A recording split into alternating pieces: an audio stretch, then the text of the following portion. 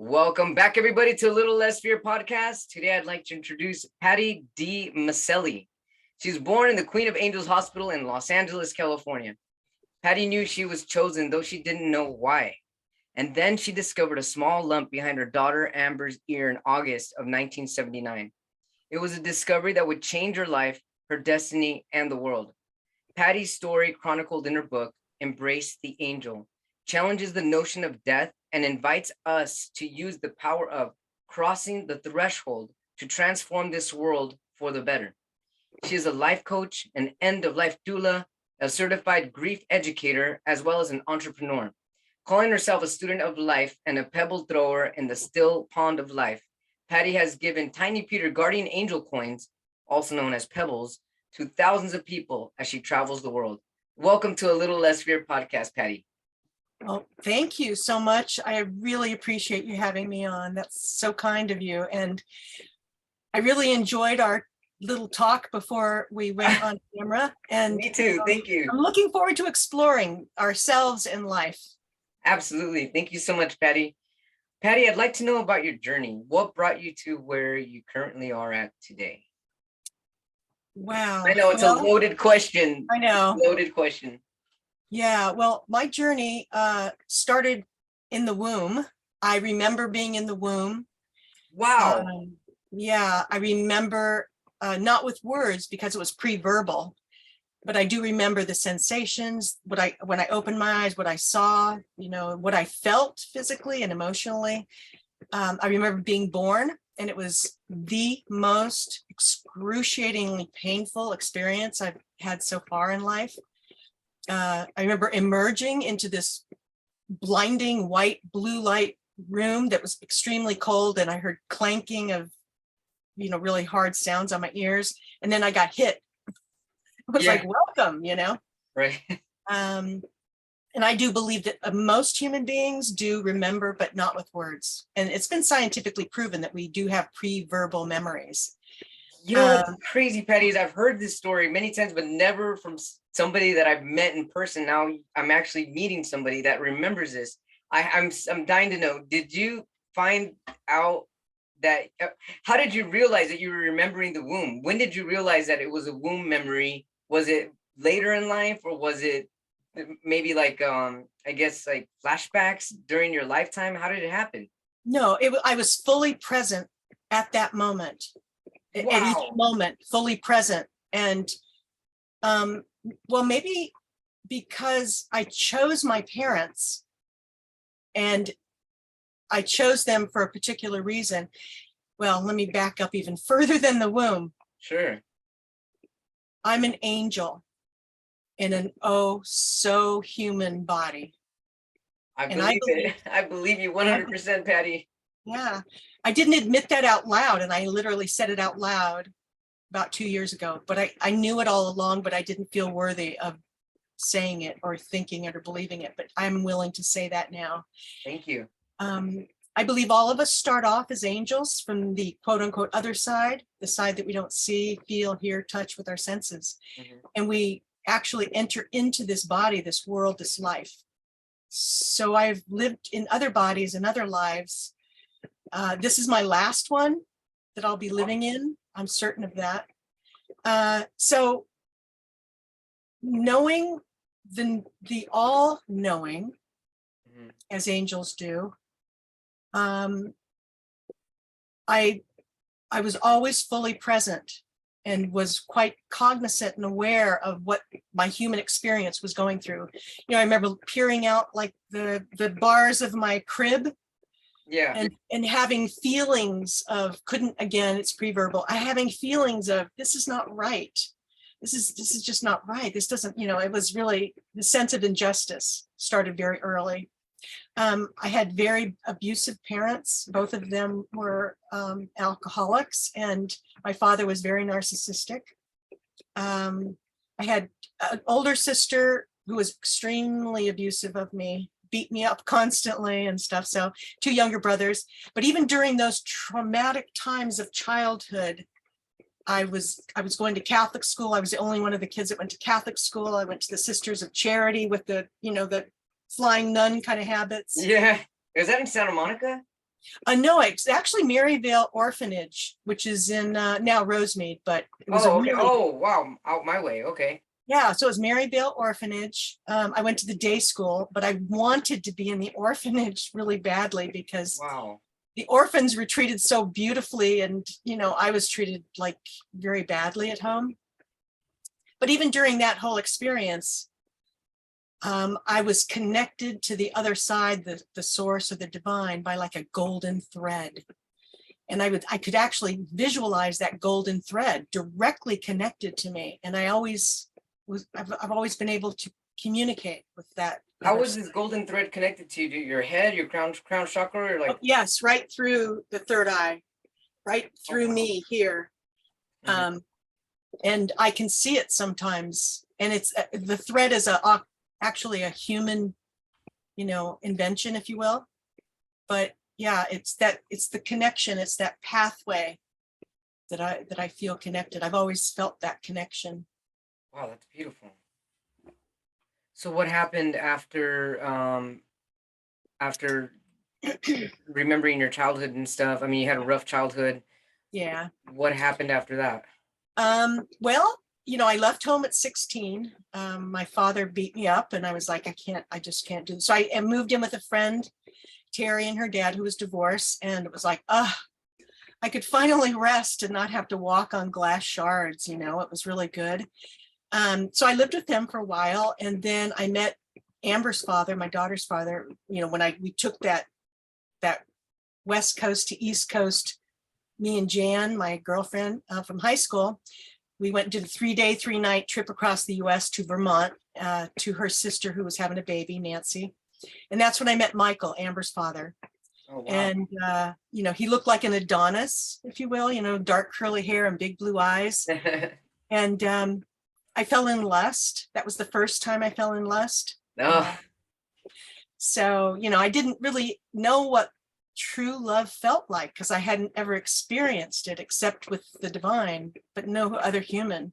mhm. And so I didn't know. And so I made mistakes. I thought that because somebody physically loved me, that they truly loved Patti, the person, but that wasn't true. So anyway, as any victim of narcissism knows, that you try to make your dreams come true, whether it's true or not. It's cognitive dissonance. Yes. And I didn't want to believe that he didn't love me, and lots of other stuff. And we moved back to Connecticut, where he was from, and we were in the country, and it was very abusive. And I was in the hallway. Amber was 1.5 years. And I always had this premonition that I would die before Amber was 6. I didn't know why. I didn't have any answers. So I documented our life together. And so when she was 1.5 years, Michael was like beating me up and in the hallway. And I remember looking down at Amber, and she was terrified, and her little face was all puffy and crying. She was screaming. And I literally saw myself in her. And I just said, I can't do this to her. So the next morning, I took my wedding ring off, put it on the dresser, and said, I want a divorce. And it was quite hard. It was very, very, very difficult. So Amber and I took a train down to New York City. We took a Greyhound bus to LA to my parents, who were abusive, but it was the only place that I could go. And I lived for a while with a wonderful friend, Patti, and my brother. And then Her name was also Patti. I know. We're still really good friends. And then, I was trying to make a go of it. I was doing artwork and like walking the streets, literally the downtown area of Whittier, with my paintings, trying to make money. And it was quite difficult as a single mom. Then I ended up saving cereal box tops, and the people in Altadena Baptist Church, where I was going to church, they actually saved box tops so Amber and I could buy tickets on the train to go back to Connecticut, where Jan there was a little 2-room apartment that I rented there in Milford, Connecticut.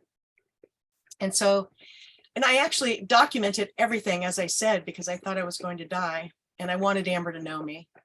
So I have a movie of me and Amber taking the train from LA to Pasadena, actually, to Chicago, and then Chicago to New York City. And I Wow. actually bought a bike for $10 in a thrift shop. So I had a bike, I had a wooden suitcase, I had Amber, and I ended up Wow. at Grand Central Station during rush hour. Oh And my goodness. here's Amber and I and the $10 bike, with the little seat on the back for her, sitting during rush hour. People, just swirling, as Grand Central Station, and ended up finally getting the train to Milford, and then got our little 2-room apartment in Milford. And we lived there. I found a job in Waterbury Locks. It was a lock factory down on the green in Milford. And yeah, it was extremely challenging, having no car. I would put Amber on the back in the seat of my bike, bundle her up so all you could see were her little eyeballs, and it was winter. So it was snowing, it was like, Wow. Wait, how old was Amber? her. 1? Pardon? How old was Amber? By then she was about 2. Oh. Yeah. And so I would drop her off at daycare, and then I would ride my bike to work, and then I'd pick her up and we'd come back. But, honestly, it was a beautiful life. It was she and I. There wasn't anybody abusing us. It was, she would wash the dishes with me, and I had a little chair that, she'd stand on, and it was really a beautiful life. So, that lasted for some time. My sister, Kathy, had helped me buy a car. I got a car finally. And I thought, oh gosh, what could I do where I could make enough money to uplift Amber in my life? So I said, well, maybe construction. So I ended up driving around to different, in Connecticut, to different construction sites, which at the time, they were all men. There was no women in construction. Wow. And I would drive up, and they would laugh at me, and they would laugh me right off that site. And I went to many construction sites all over Connecticut. But one time I went to a construction site. It was Denny's. It's still there, actually. Denny's off of I-95, just before you get to New Haven, Connecticut.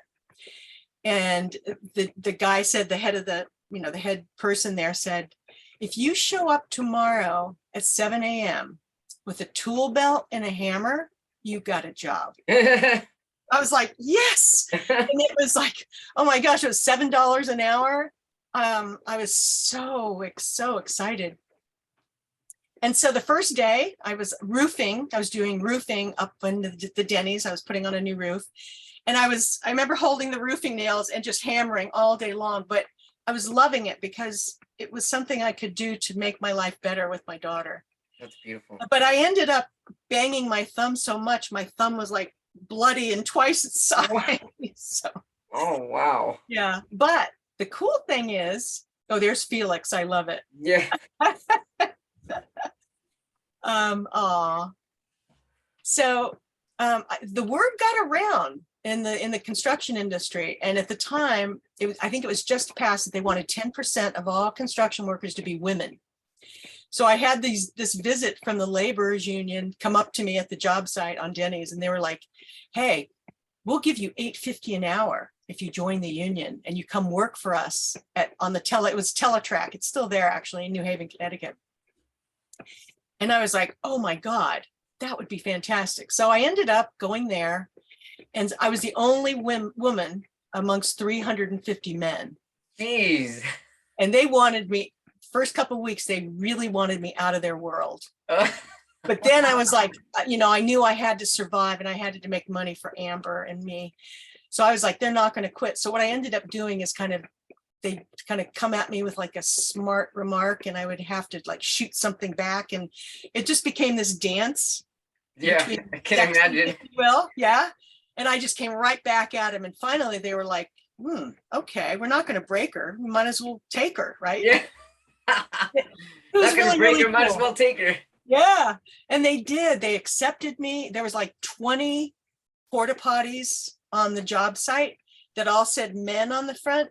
And they took a marker and they put WO in front of one of them and gave me my own porta potty. Oh, that's amazing. That's So I worked there for a long time and until it was complete.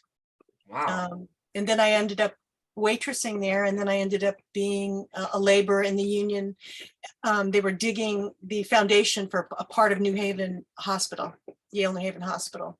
Wow. That's amazing. I Nice. know. I love this story. I can picture it all as you're telling me. I can just see it all like a movie. So what happened after all that? So the one of the guys on the the construction site and Teletrack kept trying to get me to date his friend, and I was like, no. One of the rules I said is I am not dating anybody. Anyone you work with. I know, no way, no how. I mean, you can imagine what would happen, right? So anyway, he kept trying to convince me, and I'm like, okay, I'll meet him. So I met Gary, and he had Todd, who was 3.5, and Amber was 3 at the time. Oh wow. And Todd had blonde, Todd had like blonde hair, and Amber had dark curly hair with big blue eyes. And I was trying to get Amber into modeling, and I had just gotten her into modeling. She did a couple of ads, and we actually took modeling photos of Amber and Todd because he was blonde and she had dark hair. Really beautiful photos. The contrast was probably really beautiful. And I opened up an art studio, and so Gary and I ended up getting together. I opened up an art studio. It was actually it was Studio 3, which was a commercial graphic art studio on the Green in Milford on the 2nd floor. And the second one was called the Artist Gallery, and it was all the artists. Like I would have someone do paintings. Once a month we'd have openings, and someone would do a 3D sculpture. And then my favorite part of the business was called the Kids Studio. And I don't teach art, but I provide materials and guidance to people who are already artists. That's awesome. So I had kids that were from 3 to 12 once a week at the Kids Studio. And I had 6 kids, so 3 and 4-year-olds, 5 and 6, 7 and 8. And I had the Kids Studio, and I absolutely loved it. And they did too. And so that was a really, really great business. And on the graduation from the Kids Studio, the kids would come up the stairs, and of course I had a smock on that had like paint all over it, and they were just like, oh, hi, Miss Patti, it's so sweet. And so I said, one time they came up, it was the very last time, I had this butcher paper all down the hallway, so it was probably 20 feet long, taped to the floor. And I said to the kids, okay, take your shoes and socks off now, we're gonna paint with our feet. That sounds fun. So, yeah, they did. So they painted this really beautiful mural with their feet.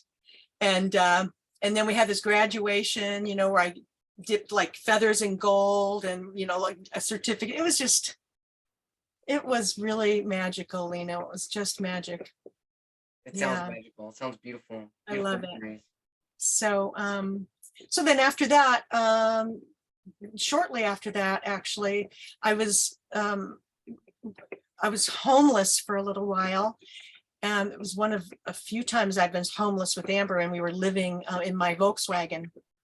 And, we pulled behind like the grocery store, put newspapers on the windows. I was working construction at the time, and I would take like, baths in like gas station, bathrooms and stuff like that, and bathe Amber. And it was quite intense, but, so I wrote a letter to the editor of the Milford Citizen, and I said, I'm really trying to raise my daughter, but I can't seem to get enough money and to find a place to live that we can afford. So this beautiful woman, and she was definitely a superintendent angel, I tell you, Sue Kelly, she called herself Bambi. She contacted the newspaper and said, hey, I can rent her a room. I'm living alone. I can rent her a room for $25 a week. So Amber and I lived with Bambi, and she was an amazing, amazing woman. And it was August of,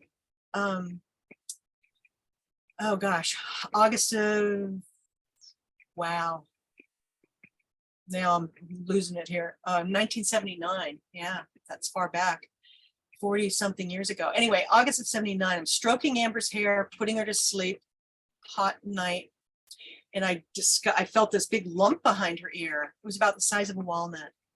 Oh, wow. And she was like falling asleep, and I just pulled her hair back, and I'm like, and my thought was, oh my God, cancer.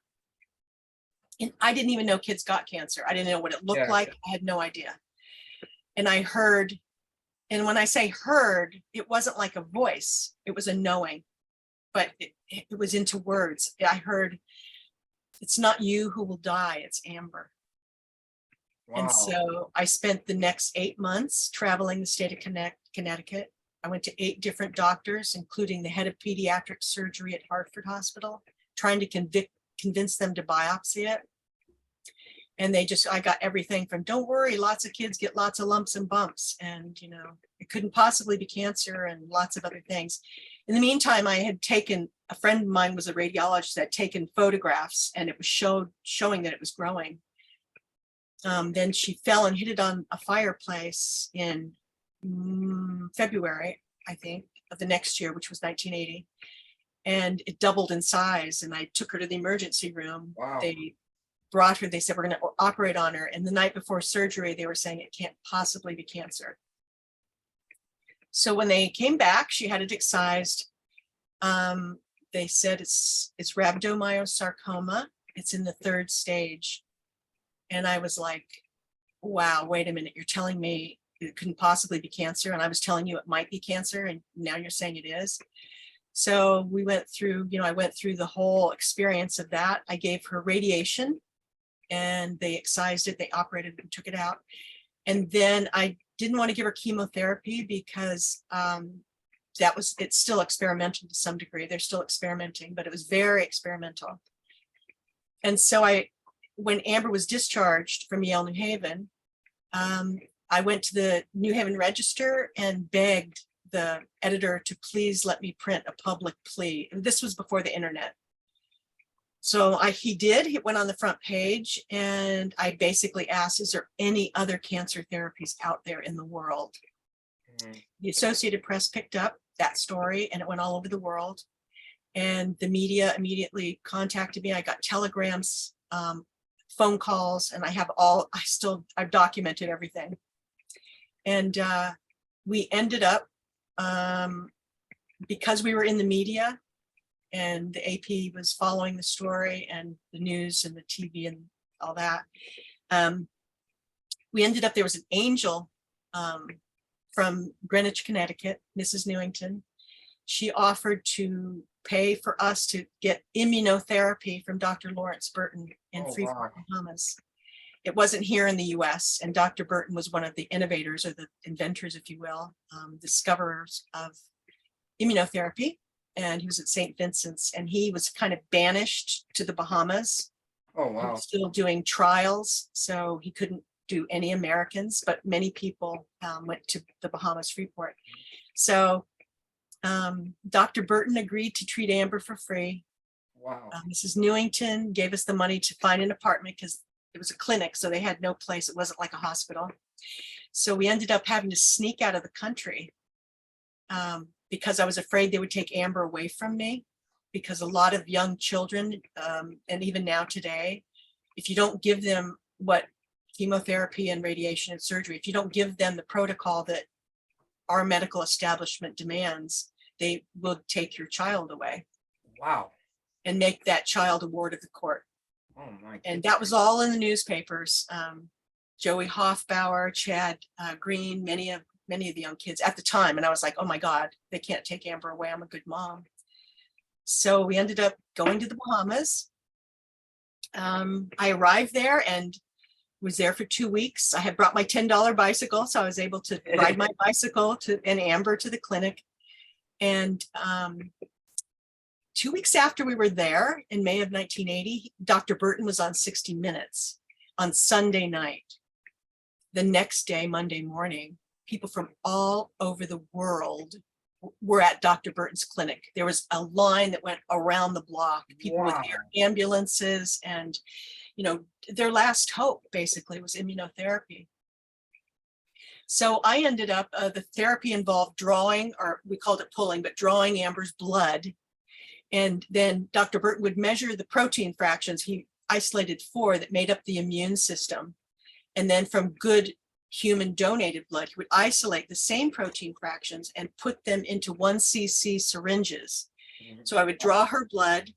A couple of hours later, I would get 4 syringes, and then I would have to inject her in her little buns, basically, inject these protein fractions into her. And it was an amazing experience. And again, you know, you can see all of this in her book. There's a free PDF, an ebook on our website, Embrace the Angel. So I've got a lot of photos, color photos in it. One of the things that Gary came with me, Todd's father, and in order for Amber to get used to this therapy, we had her draw Gary's blood. She was 3, Wow. she was 3.5 at the time. Oh, wow. She drew, and I've got photos of this, drawing Gary's blood. And then she would take like grape juice for blood and inject her little stuffed animals. Oh. And it worked, actually. The therapy worked. The metastasis that had started began to flatten. And I have photographs of the flattening. But then she got tonsillitis, and her immune system could not keep up. And because we had left the country, we couldn't find an American surgeon to help us, what they call debulk the tumor, remove what you can. The Dr. Burton actually paid for David Stewart. He owns hospitals in Montreal, Canada. He brought surgeons down to Freeport to examine Amber to see if they could save her life. And Dr. Burton paid for us to fly up to Montreal, Wow. get testing. And so they tried for a week, but she was off the immunotherapy and it began to really grow. Wow. And so we had to go back to Freeport, but the immunotherapy couldn't keep up. We tried to find an American doctor to help us, but we couldn't. And then I finally found my friend forever, we're still friends, Dr. Bernie Siegel. And Bernie was incredibly brave. He said, I will take Amber, treat her as my own child, and assemble a team of surgeons to help her. Wow. And he did. And so we flew back into the country and went up to New Haven, admitted her to the hospital. She spent a week there, and we tried to save her life. And it was really a pivotal point of my life and of the lives of so many that I serve in the world. I was standing in line in the gift shop. I wanted to buy Amber a little something while she was in surgery to make her feel better. And I heard, Yes. turn around. And I turned around and I saw this big rack of golden keys. Oh, here it is. And I keep this by my computer. It's a Beautiful golden key. Isn't that cool? It's gorgeous. So this is the key that I have today, but I heard at the time, give this to Amber and tell her it's the key to heaven. So when she's dying, she can open up the golden gates. And so I did. And I went down into the chapel and St. Raphael's Hospital, and I just heard, let her come to me. And that's when I decided to let her die and make the best part of the last time she had on earth. And Bernie was able to help us do that. You know, he was able to help me help her. She chose the clothes that she knew she was dying, and she wasn't afraid at all to die. Most children are not afraid to die. Wow, I didn't know that. Yeah. I'm an end-of-life doula. And I've worked with children, a lot of children who are dying, and I have not seen one yet that's afraid. So we talked about it with Amber. You know, we did drawings, spontaneous drawings where you can interpret a person's feelings and emotions through the drawings. Bernie actually introduced me to that. She chose the clothes she wanted to die in, her school clothes. On October 29th at about midnight, we sang happy birthday to me and Gary and Amber. And I didn't realize it, but October 30th was my birthday. And just after midnight on my birthday, she slipped into a coma. And that morning, we brought her down to the sofa, and I have a transcript and I have audio recordings of this. You know, before she died, Lena, she said incredibly miraculous, like, again, she said things, she taught me so many things that I was just like, my mind was like blown. I'm like, oh my God, are you serious? So what I ended up doing, I have her whole life documented, but the last month I actually have cataloged every single thing she said. And it's all cataloged, which I'm writing another book. But two of the things that stand out, she said, Mom, I know I'm here to help a lot of people. Wow. Because she was on the media and we had news crews coming in. So she was aware that people were in the world that were watching her. And the second thing she said that came so true, she said, Mom, when I die, I'll still be Amber. I'll just be different. Wow, what an awareness. Yeah. So she taught me what happens when our body dies. We simply change. Yes, She we never transition. left. Yeah, she never left. So she was in a coma. I was telling her how much I loved her. Thank you so much for showing me what love means, Amber. I love your buns. You got the best buns in town. You know, I was just every single thing I wanted her to know. Yeah. And as I'm telling her this, she's laying, you know, on her back, and I see she's in a coma, and I see tears start coming down. And I'm like, oh my gosh, Gary, she's crying. And so I wipe her tears away. And then it was nonstop. It was like a flood of tears. Wow. And I realized she wasn't afraid to die. She was afraid to leave me behind.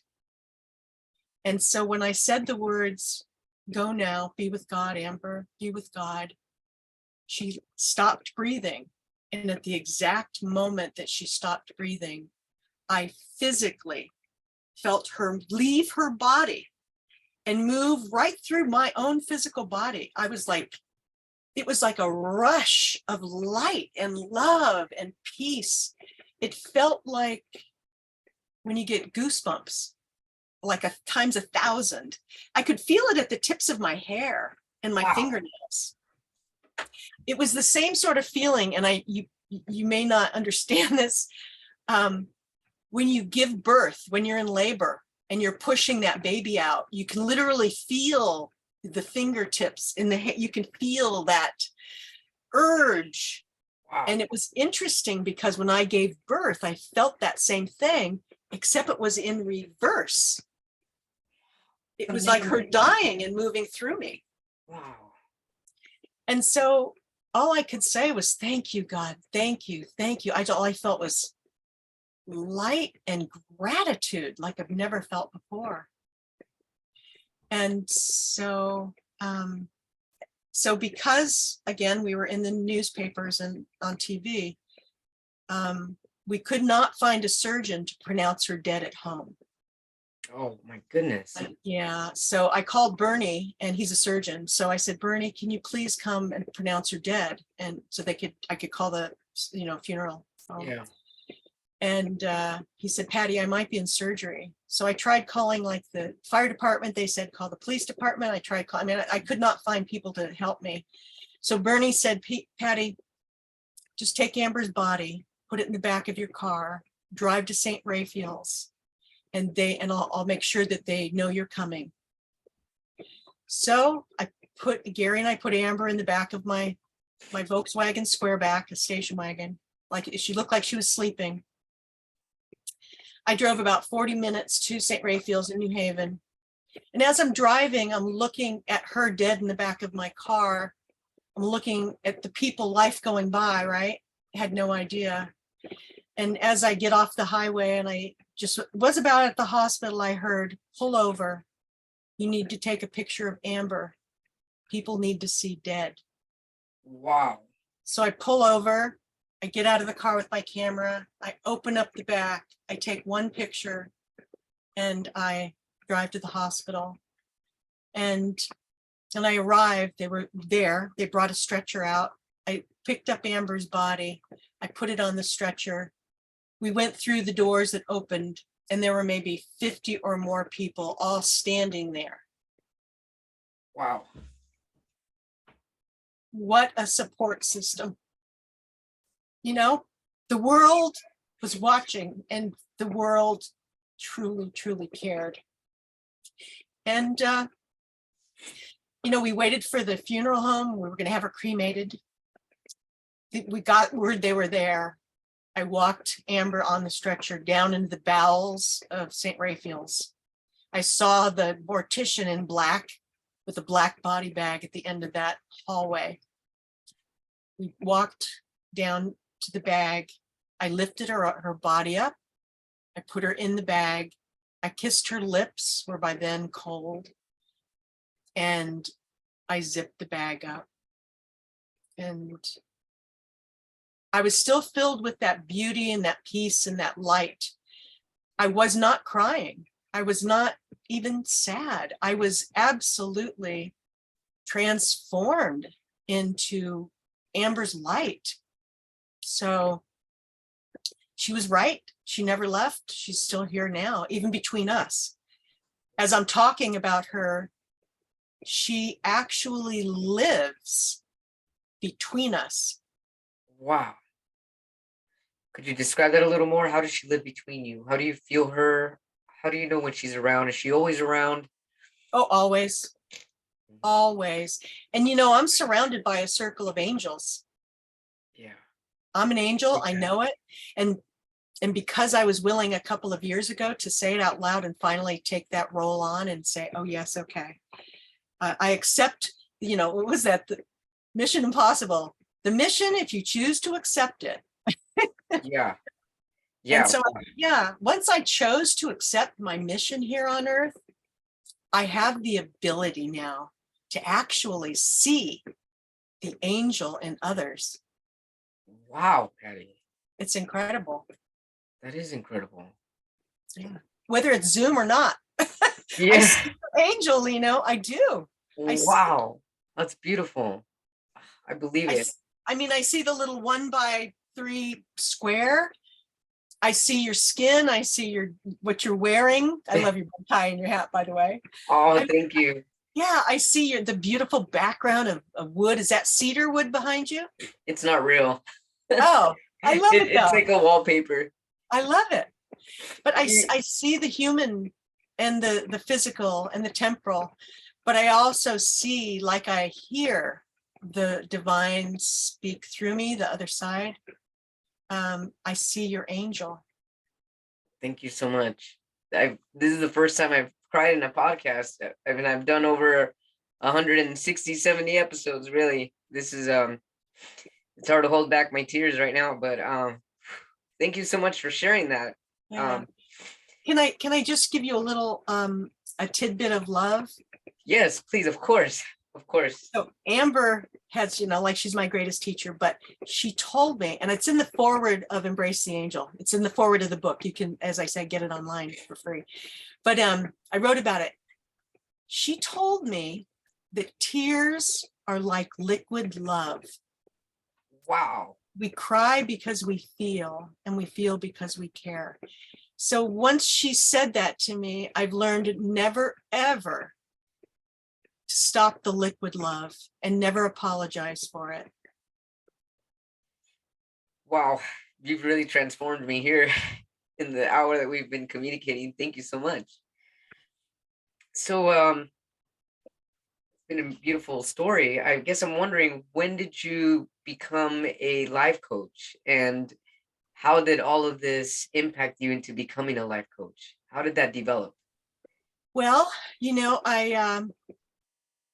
I'm 69, almost a half, but I'm 69, and I've learned so much in my life. My goodness, yeah. Each thing I try to learn. I'm a student of life, as I've mentioned, and so I thought to myself. I woke up one day and I thought, wait a minute, what if I could, through all of my life lessons, gently guide others who are struggling? And so I said, I think I'm going to become a life coach. I think I have a lot to offer, and I think Yeah. most people do that get to my age. Hopefully you learn and don't become bitter and closed. So I went, became a certified life coach, and I absolutely adore it. And then the very next week, I became an end-of-life doula through the International End-of-Life Doula Association in Nelda. And then just a year and a half ago, I became a certified grief coach, a certified grief educator through David Kessler's program, and a coach, which I love. So I actually just recently, I'm just ready to go public and launch it, but I came up, so I have a company called Tobias and Company, which is my son's name. He's in the Navy. He and his wife, Kimberly, live in Washington State. And so I call it Tobias and Company after him. And I just launched, just about ready to launch my Love and Learn collection. Oh, I love that. The last husband, I've been married 3 times. The last husband, number 3, was a narcissist, but he was a malignant narcissist and nearly killed me. And so I imagined in my mind's eye, what could I do to save one other person from, I suffered for 22 years.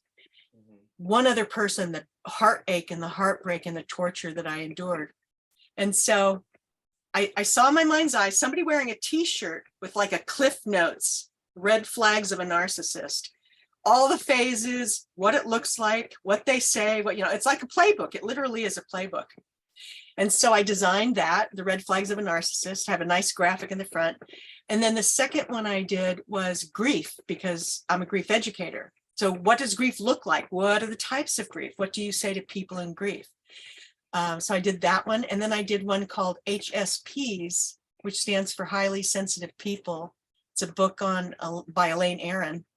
And 30% of the world's population are HSPs, and I'm one of them. And it's a superpower, but it's put down by a lot of people. Like, you're too sensitive, and why your body, so it's just like put down. But I know other HSPs when I meet them. And I've got some others. I'm working on love. I'm working on complex PTSD. So just to educate people, real simple. Yes. So yeah, we have, backpacks and puzzles and t-shirts and all kinds of cool stuff. But yeah, it's a neat way for me to transform my fear, pain, anguish, torment into positive ways, tiny things that I can do to help others.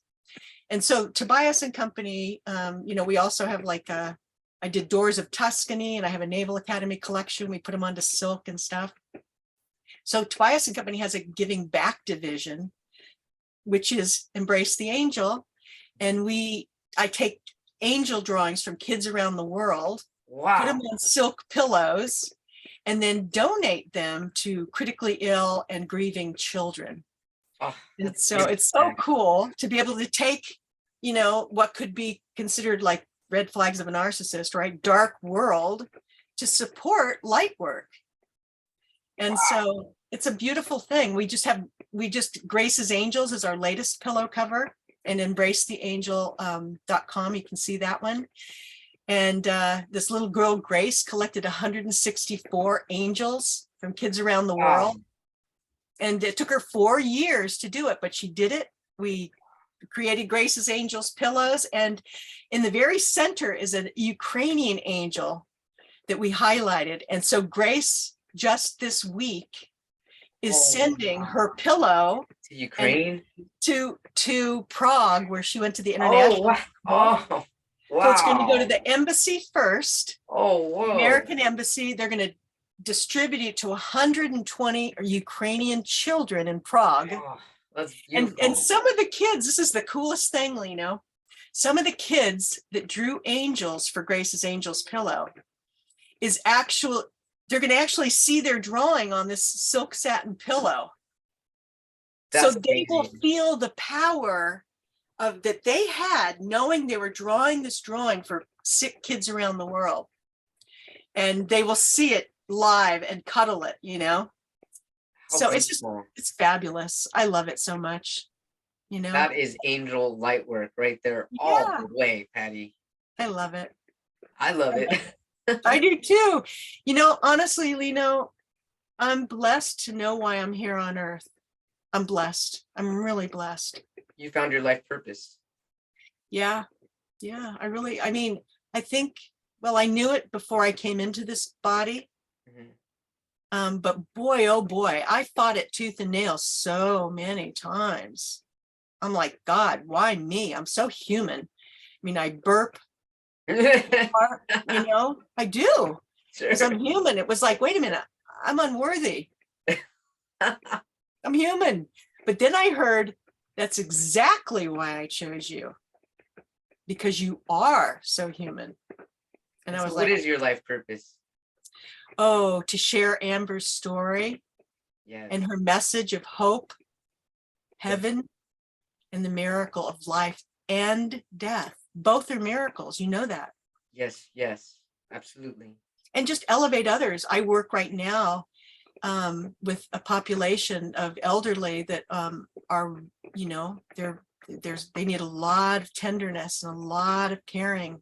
They're grieving. Yeah. And, Oh, yeah. you know, I have private clients that I coach through grief and life and, you know, end-of-life doula work. So, you know, gosh, Amber taught me how to live and how to die. It's the most beautiful story I've heard in a long time, Patti. Patti, if you could take a time machine, a time capsule, and go back to the time where you had the most despair, the most pain, the most struggle, knowing what you know now, what would you tell yourself? Wow. Well, it was in December of 2017. It was at the height of my abuse from husband number 3. I was standing at the top of the landing. We had to go to his family, had a wedding up in New York. And I didn't know who I was. I didn't know where I was. I couldn't hardly breathe. I was going in circles going, I need to pack. Where do I go? I did not even know myself. I was crying uncontrollably. And I thought, I'm dying. I'm dying right now. I have nothing to live for. And so to make the decision to divorce him and break free from the torture and torment, I had to learn how to literally breathe again. I had an app, a Calm app. It was, it was a breathing app. I know the app. Yeah, I used to do that app. I know it. Yeah. And I was literally every night I'd have to like breathe with this thing because I didn't know how to breathe. When I met him, I was at the pinnacle of Maslow's hierarchy. I was self-actualized for 10 years. And by the end of the 22 years, I was literally at the bottom. But what I didn't know at the time was, though, yes, I could return to my life path of serving others. And yes, I still had the power to share Amber's message and to elevate others. Yes. And, you know, I didn't have hope, frankly. So, you know, there's a beautiful quote by George Isle, and it's one of my favorites. It's on the back of, there's 5 different words on the back of those little pewter guardian angel coins, the Pebbles. It's hope is faith holding out its hand in the dark. So in my moment of darkness, I could barely envision me holding out my hand. Wow. And I'm glad that I did, because I'm here with you now, and I'm here with your listeners and your watchers and your people that you're connected with. That's beautiful, Patti. Patti, this has been an amazing Thank you. Interview, and I'm forever blessed to have met you, have connected with you. I know we will forever be connected as well. I feel this incredible love, unity between the both of us, and I'm really blessed that our listeners will get a chance to hear this incredible, beautiful story that you have to share. Wow. Where can our viewers or watchers and our listeners find you if they need to get a hold of you, if they need a life coach or a grieving coach or end-of-life doula? Well, all of my light work, my coaching, my life coach and my end-of-life doula and grief educator and coach is on Patti D. Micelli, all one word, PattiDimiceli, PattiDmicelli.com. All that's there. All the, the explanations, the cost, everything's right up front there. So if you want to learn more, Tobias and Company is the, company that supports our light work. So if you want to buy something that's really cool and interesting and fun that would help support Embrace the Angel, that would be awesome. And then Embrace the Angel is really my super hub for my light work. That's where Amber lives. Again, free ebook there. You can read all about me. My life is literally an open book. I've got lots of resources there as well. So Embrace the Angel is my light work. Well, I'm definitely embracing you. You are an angel without any doubt. And I wish you and all your loved ones an incredible holiday season, a Thank happy you. new year. And thank you so much for sharing your wisdom light on A Little Less Fear podcast. Wow. Well, thank you, Lino. Mwah. Big hug and Right kiss. back at you. Big hug back at you. Thank you. Thank you.